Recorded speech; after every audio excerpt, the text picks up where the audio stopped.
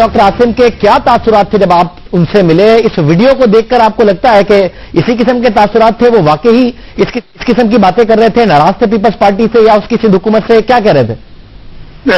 शाहिद नाराज तो थे। जब मैंने उनसे स्पेसिफिकली पूछा कि आप क्या समझते हैं कि आपको क्यों गिरफ्तार किया गया और क्यों और किसने आपको ये टारगेट किया है, तो उन्होंने कहा मैं गैरों का नाम क्या लूं, अपने ही कुछ लोग थे जो मैं समझता हूं कि उन्होंने इस तरीके की इंफॉर्मेशन जाके इन इदारों को दी है जिसके नतीजे में मेरी गिरफ्तारी हुई। ये कोट अनकोट उन्होंने बात की थी। अपने ही लोगों से पीपल्स पार्टी का कह रहे थे? जी, गालबन पीपल्स पार्टी और सिंध गवर्नमेंट के हवाले से उन्होंने बात की थी। और दूसरा हवाला मैंने उनसे कहा, मैंने कहा आपको इंटेरोगेट किया गया तो क्या पूछा गया था?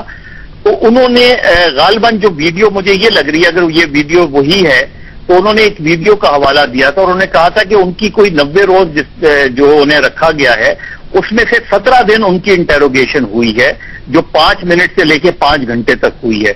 और ज्यादातर इंटेरोगेशन नॉर्थ नाजमाबाद के एक सेफ हाउस में हुई है। मैंने उनसे कहा आपको कैसे पता था? आपको तो आंखों पे पट्टी बांध के ले जाया गया था। तो उन्होंने कहा कि क्योंकि मैं उस इलाके की खुशबू से भी वाकिफ हूं, मैं वहीं का रहने वाला हूं, तो मुझे अंदाजा हो गया था कि ये गालबन वही घर है जो उसी इलाके में वो रहा है। फिर मैंने उनसे ये भी पूछा था कि मैंने कहा कि ये बेसिकली ये सारे चार्जेस जो हैं, टारगेट खासतौर पे जो इंसदाद दहशतगर्दी का एक्ट है, तो उन्होंने कहा उन्होंने 8 नाम लिए मेरे से कि जो 8 लोग हैं उनको मैंने जो है वहां इलाज करवाया और उनके बकौल वो 8 ऐसे हैं कि जिनमें से एक भी गन शॉट का केस नहीं है, सर्जिकल नहीं है। तो मुझे यही ताज्जुब हुआ और इसीलिए मैं समझता हूं कि ये केस मेरा बहुत स्ट्रांग है। अवैस मुजफ्फर टप्पी के हवाले से कोई ऐसी बात, कोई अपने जज्बात का इजहार कुछ कहा था उन्होंने? मैंने नाम उनसे पूछा था कि आप बता सकते हैं कौन लोग, तो गालबन वो इधर उधर इशारा कर रहे थे। गालबन उनका ख्याल ये था कि शायद उनका कमरा जो है वो बग होता है, इसलिए वो नाम नहीं लेना चाह रहे थे। लेकिन 2 बातें उन्होंने मुझे बहुत ताज्जुब हुआ। एक, मैंने कहा कि आप क्यों टारगेट हुए, तो उन्होंने अपनी जबान की तरफ इशारा करके कहा, जिससे गालबन मैंने उनसे ये कहा कि आप क्या समझ रहे हैं कि बीइंग एन उर्दू स्पीकिंग आपको टारगेट किया गया है?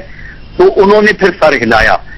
फिर मैंने उनसे कहा कि और क्या रीजन हो सकती है सिंध गवर्नमेंट? तो उन्होंने कहा कुछ लोग जाहिर है मुझसे जलते थे, मेरे अपनी हुकूमत में बहुत से लोग मुझसे जलते थे और मुझे ये खदशा है कि उन्हीं लोगों ने उल्टी सीधी इंफॉर्मेशन जाके दी। और जब मुझे फर्स्ट टाइम डीजी रेंजर्स ने बुलाया तो मुझे ये यकीन नहीं था कि मुझे इस तरह किया जाएगा, क्योंकि उन्होंने बुलाया, उन्होंने कहा कि आपसे कुछ सवालात करने हैं और हमारे कुछ अफसरान आपसे सवालात करेंगे। और उसके बाद मैं कभी वापस पलट के नहीं गया और ये पूरे 90 रोज मैंने गुजारे हैं। और CIT में नाम है, देखिए CIT में अवैस मुजफ्फर और शर्जील मेमन का नाम उनके कॉल उसमें नाम लिखा हुआ है। उनके जरदारी साहब के कहने पे ये 2 अफराद ऐसे थे जो इनके और लियारी गैंग के दरमियान जो है राब्ते का काम करते थे। मगर मतलब साहब जो आपको बता रहे थे कि मेरी बड़ी इन्वेस्टिगेशन हुई है, बहुत कुछ हुआ है, उसमें कहीं ये बताया कि दबाव के तहत मुझसे वीडियो बयानात रिकॉर्ड कराए गए हैं, दबाव मुझ पे डाल के बातें कहलवाई गई हैं, ऐसी कोई बात की उन्होंने? देखिए एक बात बहुत स्पेसिफिक की थी। उन्होंने कहा मुझे कोई फिजिकल टॉर्चर नहीं किया गया, मुझे बड़े ऐसे कमरे में रखा जाता था कि जहां AC भी मुझे प्रोवाइड किया गया। तो बज़ाहिर उन्होंने उस तरह के दबाव की वो नहीं की। ये बलबत्ता उन्होंने कहा कि कभी कोई ब्रिगेडियर आता था, एक कर्नल या ब्रिगेडियर थे जिन्होंने आके मुझसे कहा कि अगर आप जरदारी साहब के खिलाफ ये सब कुछ कह दें कि ये जो कुछ भी आपने किया है ये जरदारी साहब के कहने पे है तो आपको रिलीफ मिल जाएगा। जिसपे मैंने कहा कि आप मुझे बता दें कि मैंने क्या किया है और कितने पैसे मैंने जरदारी साहब को भेजे हैं तो मैं एडमिट कर लूंगा। तो वो उस चीज को वो कर रहे थे। लेकिन जब भी सिंध गवर्नमेंट के हवाले से बात होती थी तो वो बिल्कुल खुश नजर नहीं आते थे और वो बिल्कुल भी इस चीज से नाराज थे कि गवर्नमेंट ने उनको हेल्प आउट नहीं किया। ये उन्होंने स्पेसिफिक किया कि गवर्नमेंट ने मुझे कोई हेल्प आउट नहीं किया। बहुत शुक्रिया मतलब बात साहब इस हवाले से बता रहे थे कुछ दिन पहले।